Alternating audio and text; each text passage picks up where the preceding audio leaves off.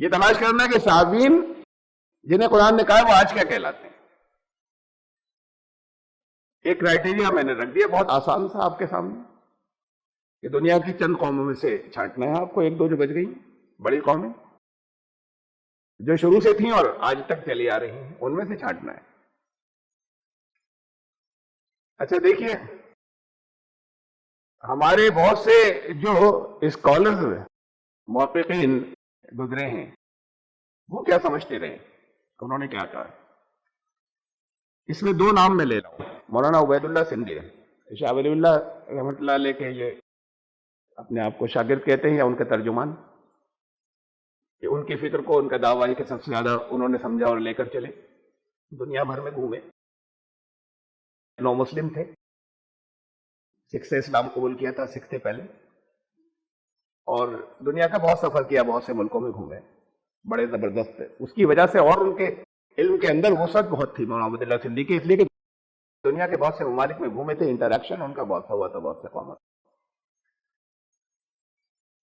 انہوں نے مولانا عبید اللہ سندھی نے لکھا ہے کہ ایران اس زمانے میں آرین یعنی سابی قوموں کا مرکز بن چکا تھا. اس سے پہلے ہندوستان کو یہ مرکزیت حاصل تھی. یعنی سابین جو ہے وہ ان کا سینٹر، جس وقت کی بات کر رہے ہیں میں نے بیچ میں سے ایک ٹکڑا آپ کو کوٹ کرنے کے لیے ایک جملہ لیا ہے کہ یہ جس زمانے کی ہے، جس وقت کی بھی یہاں پہ تذکرہ چل رہا ہے کہ ان کا اس وقت سابین کا سینٹر ایران تھا، لیکن اس سے پہلے انڈیا تھا، ہندوستان تھا. یہ ان کا خیال ہے. اور انہی کا ایک اور کوٹیشن، مسیح ضرور ایسے بزرگ تھے جنہوں نے اس تعلیم کو غیر اسرائیلی لوگوں میں اور دوسرے لفظوں میں بالفاظ دیگر صابین یا آرین قوموں میں بھی پہنچانے کی کوشش کی. اب ان کی تحقیق کے مطابق صابین یا آرین یعنی صابین، اور اوپر بتایا تھا کہ ہندوستان اس کا مرکز تھا صابین کا یا صابی. تو ان کے نزدیک صابین جو ہے وہ ہندوستانی مذہبی قوموں کا نام ہے. ایک صرف اور میں ریفرنس لے رہا ہوں بڑے مسلم اسکالر کا، محققین میں سے جو تحقیق کرنے والے ہیں، سید سلیمان ندوی رحمۃ اللہ علیہ. انہوں نے لکھا کہ مغضوب اور ضال، مغضوب وہ جو جن پر اللہ کا غضب نازل ہوا، ضال وہ جو بھٹکے ہوئے ہیں، غیر المغضوب علیہم ولا الضالین جو آپ کی پہلی صورت میں، یہ دو کیٹیگریز یہ اہل کتاب میں بھی ہیں، اور اپنی اپنی مزاجی کیفیت کی بنا پر، اپنے سبھاؤ کے کی بیسس پر وہی صورتیں مطابعتاً شبہ اہل کتاب میں بھی ہیں. یہ تو صفتیں ہیں، یہ اس میں یہ نہیں کہہ سکتے کہ اہل کتاب میں ہیں، یہ ایٹریبیوٹس ہیں، گن ہیں یہ مغضوب اور ضال. یہ ان میں بھی ہیں مغضوب اور ضال جو اہل کتاب سے ملتے جلتے ہیں، جن کی دو جماعتوں سے ہم کو قرآن نے واقف کرایا ہے، مغضوب اور ضال، اور وہ ہے مجوس اور صابئین. اور اہل کتاب میں بھی ہیں ایسے لوگ جن پر اللہ کا غضب نازل ہوا، مغضوب اور ضال، اور دو جماعتیں اور بھی ہیں. اور ان کے لیے انہوں نے لفظ استعمال کیا شبہ اہل کتاب. اہل کتاب سے مشابہ، یا شبہ بھی کیا جا سکتا ہے اس کا، یا مشابہ ہے، ملتے جلتے یہ قومیں، وہ ہیں مجوس اور صابئین، جن میں ایران قدیم اور ہند قدیم کے باشندے داخل ہیں.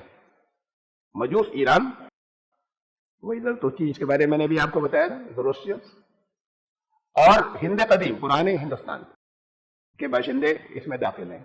صابین ہند قدیم پرانے ہندوستان کے باشندے. تو سید سلیمان ندوی کی رحمۃ اللہ علیہ کے نزدیک صابین جو تھے وہ ہندوستانی مذہبی قوم کا نام ہے، پرانی ہندوستانی مذہبی قوم کا نام. مولانا عبید اللہ سندھی کے نزدیک بھی ہندوستانی مذہبی قوم کا نام ہے صابین. یہ تو میں نے آپ کو دو اسکالرس کے حوالے دیے. بہت سے اور دوسرے جتنے مفسرین اور محققین ہیں، کامنٹیٹرز اور اسکالرس، انہوں نے صابین کے بارے میں جو مختلف باتیں کہی ہیں وہ خلاصہ آپ دیکھ لیجئے، اور اس کے بعد دیکھیے کہ یہ سے پہلے گزر چکی تفصیل کہ دنیا کی کوئی بڑی قوم ہوگی جس کا قرآن نے ذکر کیا تھا، بڑی قوموں کے ساتھ نام آیا، اور جو آج بھی موجود ہے، جب سے شروع ہوئی تب سے لے کے اب تک بڑی قوم ہے کوئی مذہبی، اور آج بھی موجود ہے. یہ صابین کے لیے شرط ہے. اب صابین کے بارے میں یہ اسکالرس کے اندازے ہیں، یا اندازے نہیں، ان کا اپنا خیال ہے، ان کی تحقیق ہے. مختلف اور ڈفرینٹ کامنٹیٹرز یا اسکالرز نے کیا کیا کہا ہے. یہ بہت سے قول ہیں الگ الگ، میں نے اکٹھے کر دیے. عراق کے اس جگہ کے رہنے والے تھے سابین، جہاں حضرت ابراہیم علیہ السلام پیدا ہوئے، پورو میں پیدا ہوئے تھے. یہ علاقہ بیبیلونیا کہلاتا تھا، پرانا بابل.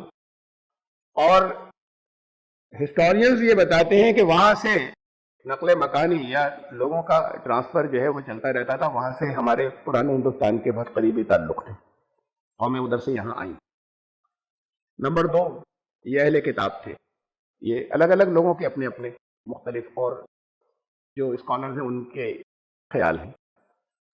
تو اہل کتاب تھے، یعنی ان کے پاس کتاب. اب بالکل ایگزیکٹلی اہل کتاب تھے یا نہیں تھے، اس کو شبہ اہل کتاب کہا انہوں نے، ابھی پیچھے گزر چکا کہ اہل کتاب سے مشابہ یا ملتے جلتے. نمبر 3، لا الہ الا اللہ کہتے تھے لیکن مشرک تھے. اب پہچان رہے ہوں گے نا آپ سب، یہ ساری کوالٹیز کس میں آ رہی ہیں؟ کہتے ہیں کہ ہاں ہے تو وہ ایشور ایک، لیکن وہ لا الہ الا اللہ تو ان کا وہ ہے خلاصہ ہے، جیسے آپ جا کر لوگوں کو دعوت دیتے ہیں، فیلڈ میں حوالہ دیتے ہیں، ایک امرم دویتی ناستک، لیکن مشرک تھے. یمن کی طرف مگر کے نماز پڑھتے تھے.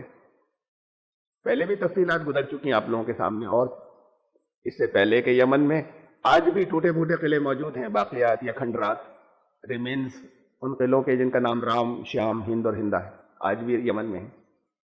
یمن میں یہاں کی قومیں آباد تھیں. صابین غیر عربی نام ہے، عجمی، عرب نام نہیں ہے. یہ الگ الگ میں آپ کو اسکالرز کیا کہ میں نے اکٹھی کر دی ہیں، وہ اوپینین رکھ رہا ہوں سامنے. عرب نام نہیں، یعنی عرب نام نہیں ہے تو وہ عرب ڈیسنٹ کے یا عربوں کی نسل میں سے نہیں تھے، عرب کے باہر کے لوگ ہیں، غیر عربی. فرشتوں کی پجاری قوم. یہاں ہندوستان کے اندر، ہندوستان میں جو مذہبی قومیں ہیں ان کے یہاں بہت سے دیوی دیوتاؤں کا تصور ایسے جیسے یہاں پر جیسے جو فرشتوں کا ہے وہ بہت سے دیوی دیوتاؤں کا تصور. ستار جماعت ستارگان یا ستاروں کی جماعت اور نجوم کے ایسٹرالوجی اس کے بہت زیادہ معتقد تھے، اس میں بہت آستھا رکھتے تھے. نجوم دنیا کی ساری اینشنٹ قوموں کے اندر ایسٹرالوجی سے سب سے زیادہ مذہبی طور پر عقیدت رکھنے والی قوم یا تو کچھ یونان کے اندر ملتا ہے، یونانی ہے یا یہ ہندوستانی. اور اس سے آگے ستاروں کی پوجا کرنے والے، یہ نیکسٹ کال ہے. یہ بہت سے الگ الگ دیوی دیوتا ستاروں کے نام پر بنے ہوئے تھے یہیں پر ہندوستانی مذہب کے اندر، الگ الگ ستاروں کے نام کے اوپر، اسٹارز کے نام پر. آگ کی پوجا کرنے والے، اگنی کی پوجا کرنے والے. اب یہ ایک ایک کر کے اب آگ کی پوجا تو دنیا کی 2 ہی قوموں میں ہے، جو پرانی بھی تھی اور آج بھی ہے. یہ بھی دیکھنا ہوگا آپ کو، کہیں آپ آرکیولوجی میں سے یا ہسٹری میں سے انہیں نہیں نکالیں گے جو غائب ہو گئی قومیں. اب یا تو وہ زرتشتی ہیں، زوروسٹرینز پارسی، یا ہندوستانی مذہبی قوم ہے، آگ کی پوجا، اگنی کی پوجا کرنے والی. ان کا نام آ چکا مجوس آیت کے اندر. مجوس سے الگ ہے، پھر تو یہی بچ رہے ہیں خالی. مذہباً ریلیجس، یعنی ان کے اندر ریلیجس سگنیفیکینس ہے. دن میں کئی مرتبہ اسنان کرنے والے، غسل کرنے والے. مذہبی طور پر اسلام کی سب سے زیادہ اہمیت دنیا کی کس قوم کے اندر ہے؟ یعنی کرتے ہو لوگ روز، لیکن دھارمک طور پر ایک دن سے نکل کر دوسرے دن میں داخل ہونے والے. اب یہ تو تبدیلی قوم کی باتیں آپ کے سامنے آ چکی کہ کون سی قوم تبدیل ہوگی، اور مائل ہونے میں جھکنے والے. یہ ساری کی ساری الگ الگ ایٹریبیوٹ جو مختلف اسکالرز یا محققین نے صابین کے بارے میں سمجھائے، وہ سب کسی نہ کسی شکل میں یہاں کنورج ہو کر، مرکوز ہو کر جس قوم کی طرف اشارہ کر رہی ہیں. میں نے تو ایک چھوٹی سی دلیل آپ کو بہت کامن سینس کی دی تھی اس آیت ہی سے کہ یہ کون ہے، ہندوستان کی مذہبی قوم ہے جسے قرآن نے صابین کہا ہے. بہت سی اس کی اور تفصیلات ہیں، بہت کچھ اور ڈیٹیل کے ساتھ میں وہ کتاب جو ہے ہماری اگر اب بھی نہ جاگے تو اس میں زیادہ ڈیٹیل کے ساتھ میں اس کو ڈسکس کیا ہے. یہاں میں نے آپ کے سامنے تھوڑے سے ثبوت رکھے. اب پھر آ رہے ہیں ہم اس آیت کے اوپر، ان الذین آمنوا والذین ہادوا والصابین والنصارى والمجوس والذین اشرکوا، کہ چاہے ایمان لانے والے ہوں، یہودی ہوں، صابین ہوں.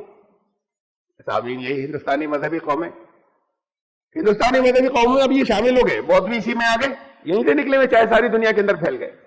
بودھ بھی اسی کے اندر آ گئے، اور جو آج ہندو کہلانے لگے سناتن دھرم یہ بھی اسی میں آ گئے.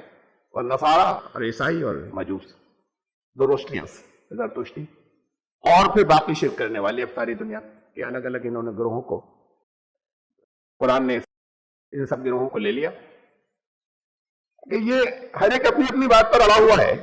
ہر ایک اگر دلیلیں نہیں سنتے تمہارے دعوت دینے کے بعد بھی، اور یہ ان عقائد کے اوپر جمے رہتے ہیں، آج تک جمے ہوئے ہیں نا.